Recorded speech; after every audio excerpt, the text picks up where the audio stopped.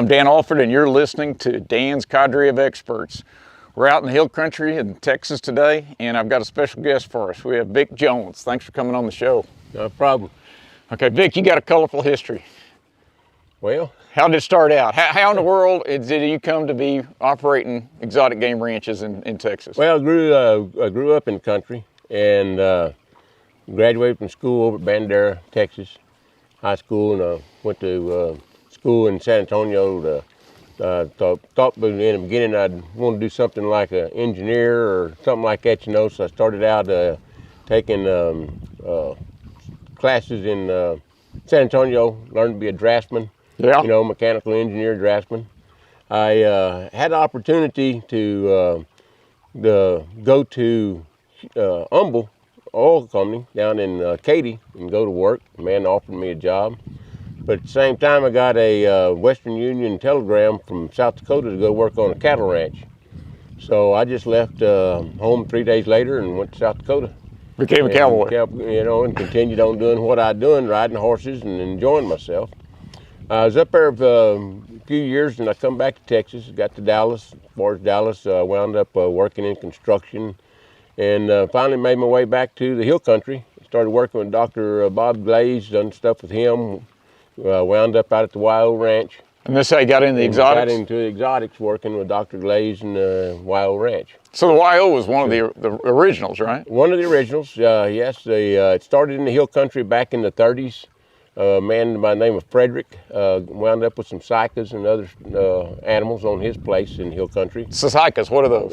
Those are some deer from Japan, China, Manchuria, all in there. There's, depending on who you read after, there's either 9 or 13 subspecies of the cyca deer.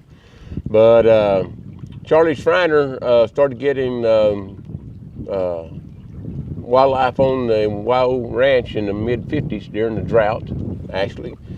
He had friends like the curator of San Antonio Zoo and places where in those days they still propagated animals at the zoos and all, but they was running out of space. And some of them thought that YO would be a great place to turn some of those animals loose and start raising them. So he started out with some black buck and animals like that. Those are Indian antelope? Right, they are. They are from India. And today in Texas, we actually have more black buck antelope in Texas than they have over in their native homelands nowadays. And they've done very well here in Texas and in the United States. There's other parts of the country. Back in the 1990s, we actually shipped black buck back to Pakistan. Excellent. And they had never really been in Pakistan, always been in India, but they was purchased by people in Pakistan, and the Wild Ranch had a U.S. Fish and Wildlife export-import permit at that time. And so we crated up black bucks, put them on Pakistani air, and shipped them back over there. So help reintroduce animals and help get the species going again over there in the native homelands. I wound up here after being at the Wild Ranch 15 years. I came to work here in 2002. Cedar Hollow Ranch. Cedar Hollow Ranch, working for Mr. Jerry Koza. I believe you built this dam. And did do that. I was one of the culprits in building this dam. But so I've been here since then, and then I guess you've owned the ranch for the last 11 years. Yep. And continue to work here at the Cedar Hollow Ranch, along with working out in Van Horn at the Koza 101 Ranch. What are they raising out there? Of course, we have cattle. There's cattle on it. It's a larger ranch. It's a cattle ranch. Then do have a facility where we're raising Nubian ibex. Yeah. But manage the mule deer and quail, and then out there in that area. And some pronghorn? Oh, there's pronghorn on the property, yes. Yeah. All right, so what do we got here on the Cedar Hollow? Cedar Hollow, we actually have numerous species here. We've got, of course, the Nubian ibex. And that's a goat from Northern Africa? North Africa, yep. Yes, sir. And got the giraffe here. And then we got the Pure David, which is an extinct deer from China. I always like to give tours to kids I have always enjoyed, you know, working with kids around the wildlife and teaching them about wildlife. But drive up to a herd of Pure David and ask them what the word extinction means, and they'll always say, well, it means there's absolutely no more. It's all gone. There's not any left. And so I say, well, then you don't see anything standing here. And of course, they tell you, oh, yes, I do. I said, well, it's extinct, though. You can't see it. And of course, the word extinct means it's something that's extinct in its homeland, which the Pure David's been extinct in their homeland since the early 1900s. And that's China. That's China. It was an imperial deer, and is only found in the imperial gardens until Father Armand David, a French zoologist that was actually a Catholic priest, discovered them and bribed some guards, got to see some animals. Whenever he sent hides back to Europe, they originally thought it was some type of a reindeer. Huh. And then that's with pressure, they got some of the Pure Davids into England, Germany, and some of the European countries and all. Then there was a flood actually destroyed a portion of the wall, and these animals got into the countryside. Of course, the Chinese, that was just another form of food. That's protein. And so they, you know, they wasn't massacring them, but during the Boer Rebellion, of course, they killed anything that had the imperial name or an imperial thought to it and everything. And so my understanding is all of them was killed except for one old female that died in the Peking Zoo after she was about 20, 25 years old. And the Duke of Bedford in England was one of the ones responsible for helping save the species and bring them back. Now here in the United States we have numerous herds of them. They do very well here, and they've done real well here in Texas. And some of the other states, there's some people up north and all that have Pure David, and they've done very well. And they've reintroduced them back into China, right? Right. The Duke of Bedford, I think it was like 1986.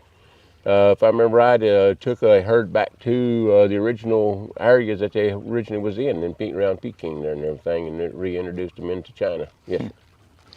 Let's see, what else we got here? Cedar, of course, that's another antelope from Africa. That's a marsh antelope. Right, and spiral horn, it's one of the spiral horned antelopes. We have 3 different species of spiral horned antelope. We have the Cedar, and then the bongo, which basically comes from the Congo region. They have, and also in Kenya, kudu, which of course is across Africa. Most of Africa has, you know, variety of the kudu and everything, either the greater kudu or down the in the lesser south, kudu, in Kalahari, or the south and all. Yes, sir. And so that's another one, the spiral horn antelope. We do have impalas, and of course impalas are indigenous to Africa as well. And then the Dabowski cycas, which are actually from China, Chinese cyca deer. There's all dads that are free range on the property. We do have a few black bucks on the property as well, and axis deer. And of course, the axis is another animal from India, and the aoudad, of course, being from North Africa. And we've got some Barasinga. Those are endangered, right? Those are endangered. They're an endangered animal from India. It's a big deer. It's a large deer. It's their name means 12-tined. They typically a mature male have 6 points on either side. I see. And so that's the origin of their name is 12-tined. It's the Barasinga. They are actually 2. And my understanding possibly there's 3, but for years it's been known as 2 levels of Barasingas. You got the lowland and the highland. And supposedly you can tell the difference between the lowland Barasinga and the highland Barasinga because by their hooves. One is more of a swamp deer and lives in marsh areas and lower areas of India, and then other one in the higher elevations to the north and all. But now, and I don't know a lot about it myself at this time, but now I'm being told there's possibly a 3rd subspecies of the Barasinga. So we don't know that for sure. And then we'd like to, I know that there's a number of us like to see more research done on it over in India and all. I do know that some of the original writings, like from Grismix and books like that, will say that a lot of the Barasingas we have here in Texas out on the ranches and all come out of zoos, of course, and they really don't know whether we have lowland or highland because both had been brought into the zoo situation, but they never really kept them separated. I see. So you had the high land and the low land put together, in the same areas, and also possibly we have a kind of a mixture of them out here on the properties and all. The people that do raise the bear singas.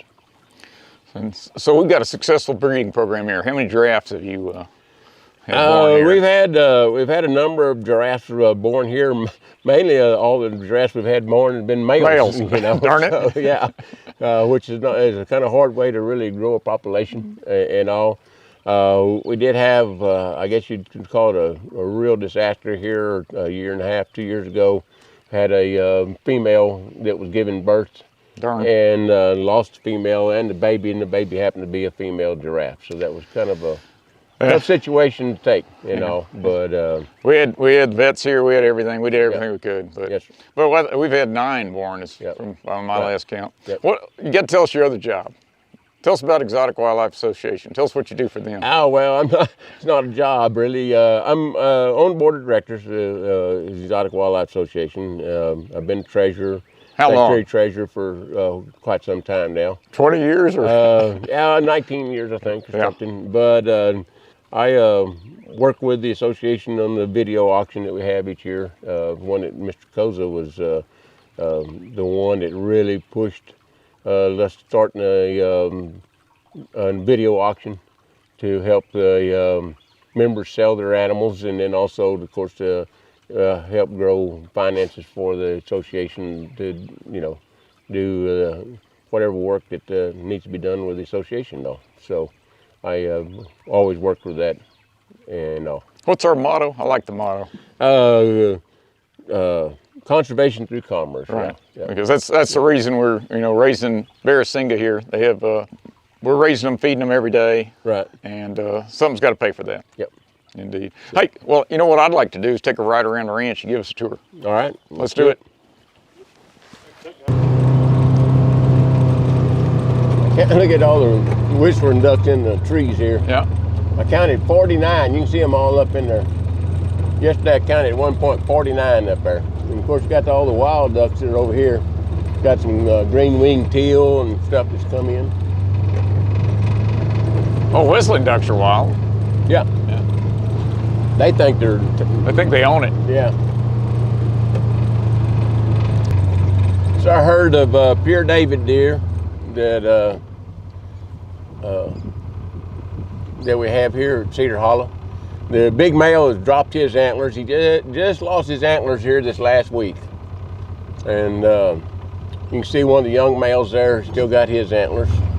That's one of the yearling males. They'll typically give birth. We got one that she usually gives birth in March, and then the others are usually late April or in May.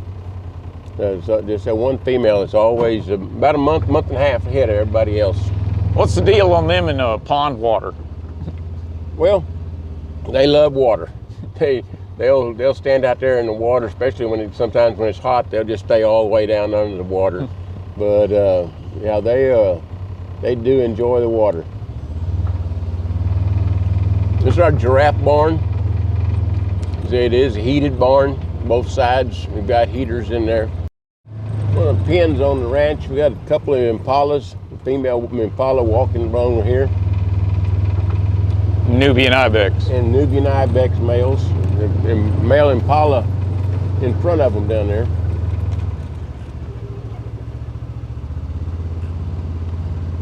You can see the Nubians, like this male that's looking at us right here.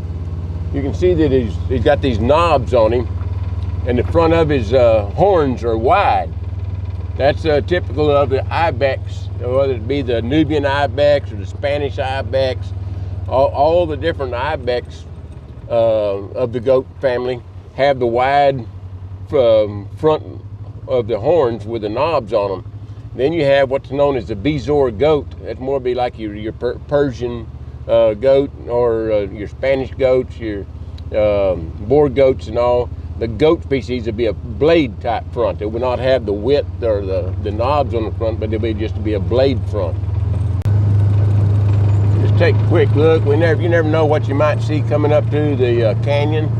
sometimes you see some animals, and sometimes all you got is scenery with the birds in the background.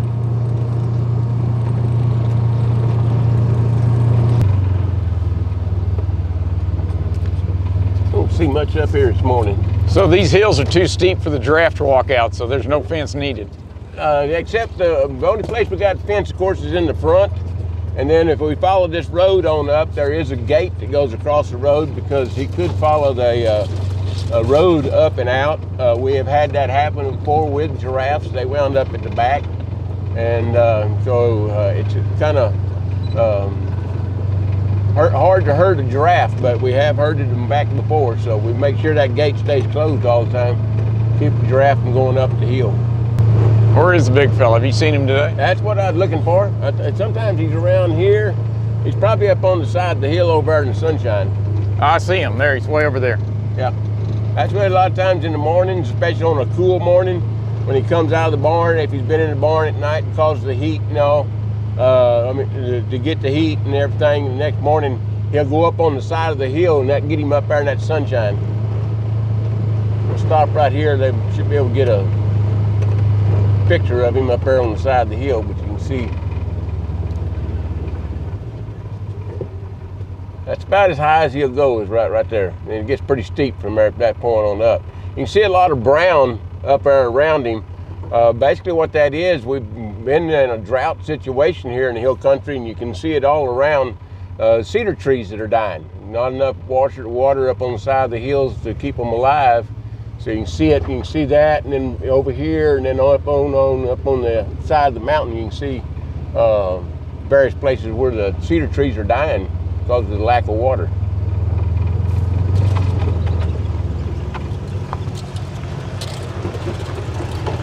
One of the employees at the ranch, Richard Rodriguez, he's in the feed wagon, taking pelletized feed out, putting corn out, put some Milo out for the birds, and alfalfa hay. So in Africa, the giraffe eat acacia, and over here they eat pecan and alfalfa. And right here, he'll feed on most all the different trees we have here. There's the sycamore trees, the oak trees.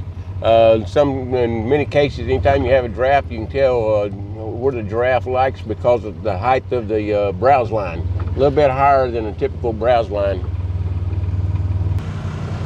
Gary Gronowski. And his old dog Bear. I said Gary Gronowski and his old dog Bear. Don't wake him up.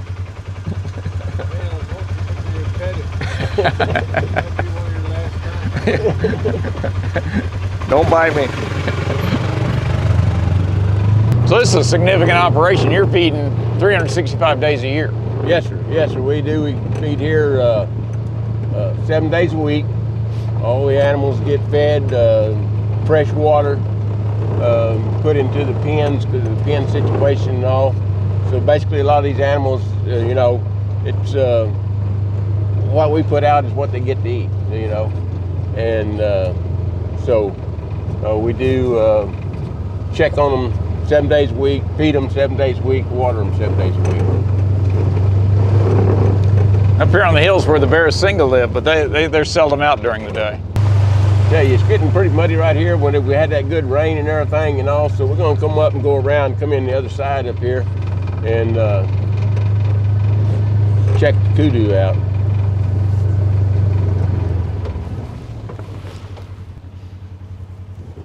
One of the things on Cedar Hollow Ranch, whenever Dan and Kathy had bought the property, they said something about they'd like to have an orchard. So we've come in here, and this is an apple orchard we put in, 36 plants. And then there's also 4 big tooth maple trees, which is the maple tree that's actually indigenous to this area of the hill country and all. Got 4 varieties of the apples. Mr. Baxter Adams, that we originally bought the trees from over in Medina, suggested apples that come off at various times so that you didn't have a whole bunch of apples at once, and The rest of the year you didn't have any. Across the pond, you can zoom in. We got some Sitatungas on the other side, Sitatunga females that are coming down the water. Is that a young one on the left? Yeah, it's a... How old's that one? Sure is, yep. So, yeah, there's 3 of them.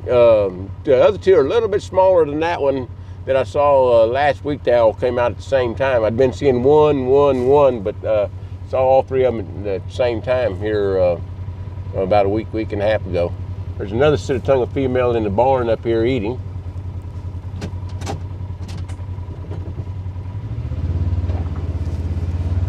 Probably there'd be more of them be out, except we have the linemen here working on the power lines right now, so it kind of keeps some of the animals coming down.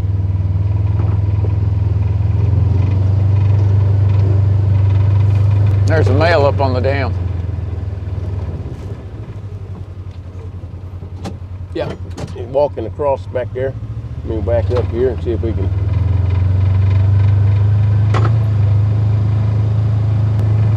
There's a female walking out here, the one that was in the barn. See, a really pretty animal. And those geese are, they look a little odd. The Egyptian geese. Caught the 2-month-old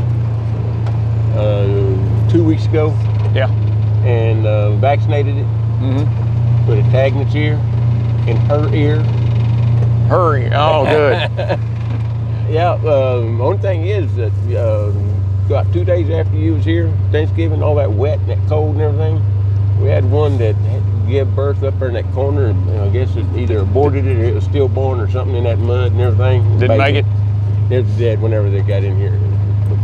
But yeah, no, she's a little female, which was great. I kept my fingers crossed, and okay, what is she gonna be? And so anyway, that was good news. So our kudus.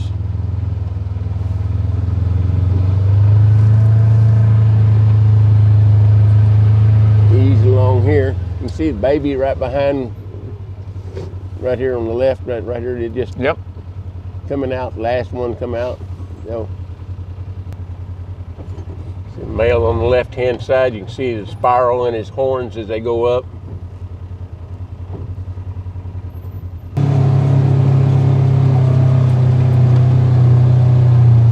You can see this playground that Dan built for them. They actually will run up these stairs. You'll see, a lot of times you'll see on nice days, you'll see Nubians laying on the different elevations of the platform there and all. We have got to watch them a few times, some of the younger ones on the teeter-totter here. He had seen where somebody was some boar goats, had made one of these for the boar goats to play on, so. Had to We got build one for the Nubian ibex, and usually about the only ones you really see on it is like some young ones up to about a year old. I haven't seen any of the older ones on there, but up to about a year old, you see them run and play on it. I've caught them on game camera though. Yeah. I know they play on it. Yeah.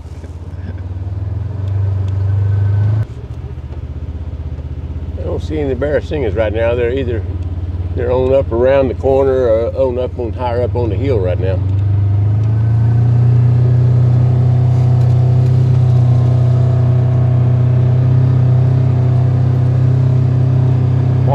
There's the peacocks.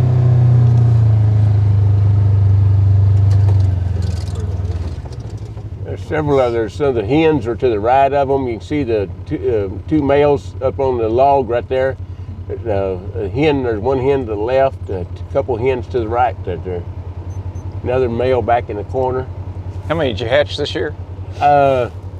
We had that one group here, some going up the hill right there. There's 5 hens. And they got some like 8. some turkeys up there too. Oh, is that what it is? Oh, okay. So we got the peacocks and some Rio Grande wild turkeys up there all together. Oh, okay. Yeah, see the turkeys are behind. Peacocks are down here on the lower deal. We had the one group of 3 that had hatched, and then she lost them. Then she had a group of 2, and she's raised those. So we have nine total peacock right now. But took years to get the Rio Grande turkey back here. And so they come in. We have them in the wintertime, really good herd of them come through. Then they'll kind of disperse a little bit during the spring and summer whenever they go off and start nesting and all. But the wild turkeys, we like to see them back again, see them doing so well.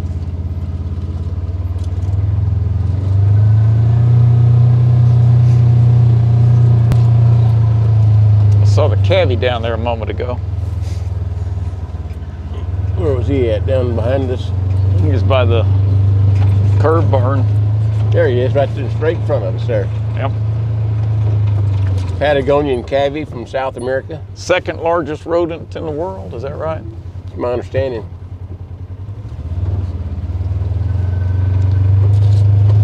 We've had as many as 20, but I believe the coyotes find them delicious. Well, actually they leave.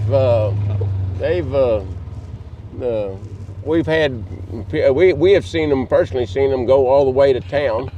There's people that have posted pictures on the websites of what is this, and it'd be people that live up 336 north of Lakey. We've had them clean out toward Rio Frio, people posting pictures, what is this animal? And so we do know that the cabbies like to travel. Is that my keys you put in your pocket? Yeah, I guess so they won't fall out. Okay. I'll remember. I'll remember by the time I get to the In house. a day or two. You get to Seguin. Yeah, there, I got your keys. We'll leave them at the roadside park.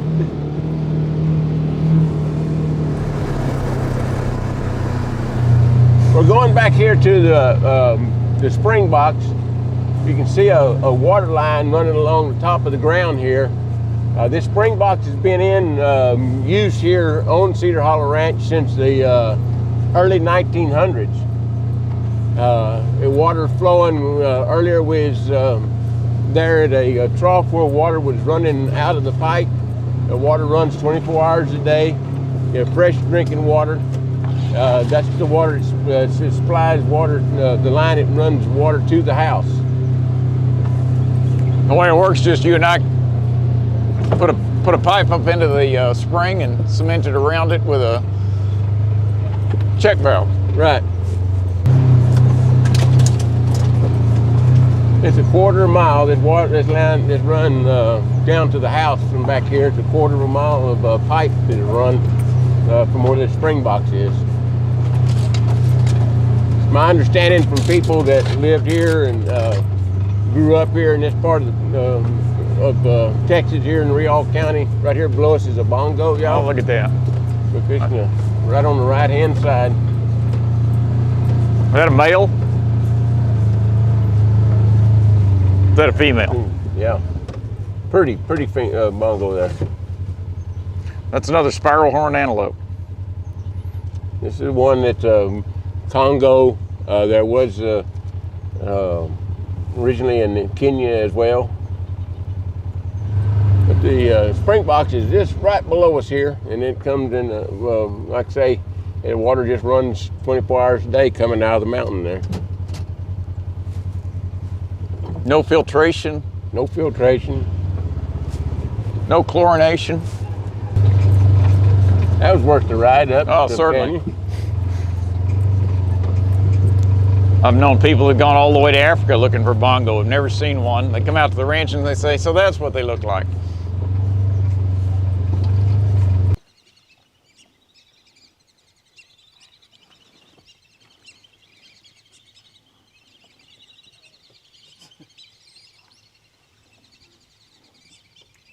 These whistling ducks will nest here, won't they? Yes, we do have some of the whistling ducks. We got this huge herd now, but you're typically going in the spring, they have a lot of them that leave out. I don't know where they go to, back to the golf course in Uvalde or wherever, or Kerrville or whatever. But then we do have some, a nucleus of them that stays in nest here in the trees. They use hollows in the trees to do their nesting. But you'll hear them around different trees whistling and talking in the springtime. So articulated more, you see them more in South Africa. What's he having for breakfast there? Every morning he gets horse and mule feed, and it gets topped with apples, sliced apples, carrots, and sweet potatoes. And then this feeder right in front of us has alfalfa in it, and it also has a bucket that has 16% protein feed in it. In the barns, each one of the barns have pellet feeders in there, plus alfalfa. So in either one of the barns he can eat anytime. It's free choice food 24 hours a day for him.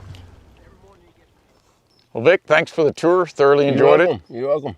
Enjoyed having y'all out today. Come back in the spring. We'll see what kind of babies you've got coming up. There you go. We should have some bongos in the barn.